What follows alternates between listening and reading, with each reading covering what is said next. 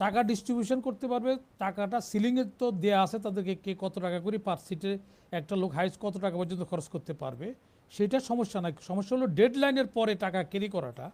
এইটা কিন্তু অবৈধ উদ্দেশ্যে, অসৎ উদ্দেশ্যে নেওয়া হচ্ছে।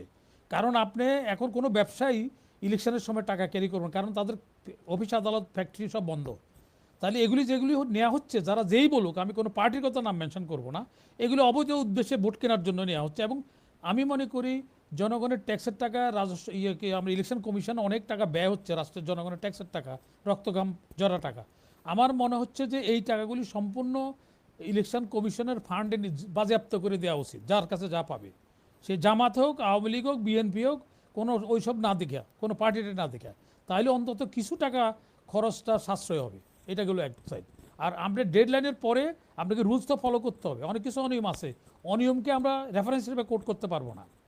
কিন্তু এখানে যারা ইমপ্লিমেন্ট করে তারা অনেকে নিজের অবৈধ, তারা কিছু টাকা নিয়ে কাউকে ছেড়ে দিয়ে কারো ধরে, এটা তো নিত্য নৈমিত্তিক সবসময় হচ্ছে, এটা শুধু ভোটের উপর সময়টা হচ্ছে না, এটা সবসময় হচ্ছে।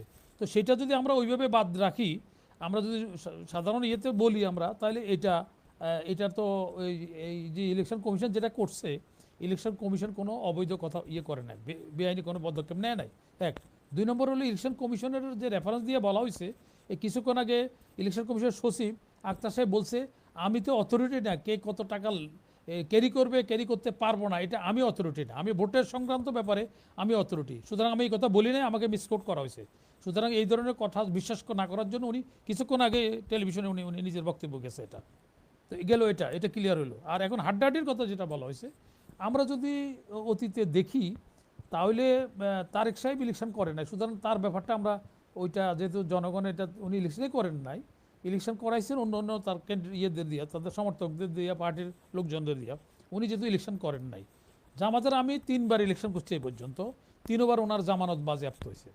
তো এখন যদি হঠাৎ করে কি এমন ইয়ে হয়ে গেল যে হাড্ডাহাড্ডি লড়াই হবে, এমন কোনো তিলিশমতি দেখাইতে পারেন নাই, বরঞ্চ কিছুটা ভোট বাড়ছে তাদের, সেটা আবার সেটা কিং করছে, তারা যতটুকু অগ্রসর হয়েছে ততটুকু পিছিয়ে গেছে বাসের, ওই বানরের ইয়েতে আপনার তৈলাক্ত বাসে ওঠার মতো।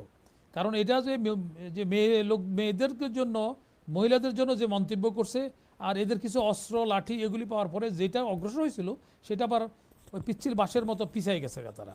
তো সুতরাং কিন্তু হাড্ডাহাড্ডি ইলেকশন হচ্ছে না।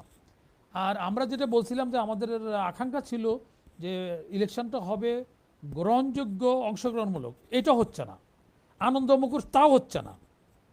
সুতরাং আমাদের এক্সপেকটেশন যে এটা আছে শূন্যের মধ্যে রয়ে গেছে, শুভঙ্করের ফাঁকির মধ্যে রয়ে গেছে, আমরা উৎসবমুখর করতে পারছি না, আমরা অংশগ্রহণমূলক করতে পারছি না, এই হলো অবস্থা। তারপরে আমাদের যে এই ইলেকশনের পরে আমাদের যে যে ভেদাভেদ ছিল, আমাদের যে ডিফারেন্সটা ছিল, আমাদের গ্যাপটা যে অনেক ওয়াইড ছিল, এটা আমরা ন্যারো করতে পারছি না। ইলেকশন হওয়ার পরেও আমাদের যে জাতীয় বিভেদ আছে, সেই বিভেদ কিন্তু নিরসন হবে না। কারণ নিরসন হচ্ছে না, কারণ আমাদের এখানে গলদ করে বলা হয়েছে, এই নিরপেক্ষ সরকার আসার পরে যে নিরপেক্ষতা বজায় রাখতে তারা পারে নাই, তারা অলরেডি পার্টি পক্ষপাতিত্ব করছে। পক্ষপাতিত্ব সেটা কেমন, তারা কিংস পার্টি করছে, কিংস পার্টিকে আবার জামাতের সাথে করে ট্যাগ করছে দিছে, এবং সরকারের ব্লেসিংসে তারা পার্টি করছে। সুতরাং এখানে সরকারের যে নিরপেক্ষতা সেটাও হারাইছে। তো সুতরাং সামনের যে ইলেকশন হবে, এটা এটা দুই পার্টি হারবে এবং জাতীয় হারবে। আমি এটা ভালো করে গভীরে চিন্তা করতে হবে, আমি কেন এই কথাটা বলছি। দুইটা পার্টি ক্যাক করে হারে, কোনো সময় দেখা যাচ্ছে বাদী বিবাদী দুজনে হারে। যেমন আমাদের নদী বিজয়ের সময় আমরা বলছি আমরা জিতছি, বার্মা বলছে আমরা জিতছি, কিন্তু দুইটা আসলে বার্মাও জিতে নেই, আমরাও জিতে নেই। কেন জিতি নেই? আমাদের যে স্যাটেলাইটের মাধ্যমে যেসব মিনারেল রিসোর্সগুলি দেখা হয়েছে, ওই স্পটগুলি তারা নিজেরা নিয়ে নিছে। তো সুতরাং ওইখানে দেখা যাচ্ছে আমাদেরকে এখন শহরের জায়গা আর গুলশানের জায়গা তো এক না। তো শহরের জায়গা যদি সমপরিমাণ খালি কাঠা বিঘা হিসাব করলে হবে না, কিন্তু এখানে মাটির নিচে যে রিসোর্স আছে স্যাটেলাইটের মাধ্যমে ওইগুলি অন্যরা পেয়ে গেছে, আমাদেরকে শুভঙ্করে ফাঁকি হয়েছে। আমাদের ওইগুলি, আমরা তেল কূপ যেগুলি ছিল সেগুলি আমাদের জায়গা থেকে চলে গেছে। আমরা ওই শহরের জায়গার মতো মূল্যহীন জায়গা, রাস্তার পাশের জায়গার একরকম এক বিঘা জায়গা রাস্তার পাশে যেরকম হয়, গুলশানে যেরকম জায়গা হয়, টঙ্গিতে কিন্তু একই 1 বিঘার জায়গা সময় কয়েকশো বিঘার দামের সমান হয়। তো সুতরাং সেদিকে এরকম যেরকম হয়, তো আমাদের এই ইলেকশনের গ্রহণযোগ্যতা হবে না, গ্রহণযোগ্য ইলেকশন হবে না, ওয়ার্ল্ড ওয়াইড হবে না। সেই জন্য এটা আমাদের দুর্ভাগ্য আমাদের। কিন্তু আমরা এতদিন পরেও আমরা সেটা করতে পারিনি। আর যে সরকার আছে তারাও সেভাবে একটা এই ইলেকশন যে উৎসবমুখর হবে, গ্রহণযোগ্য হবে, অংশ অংশ এটা কোনোটাই এই গভর্নমেন্ট করতে পারেনি।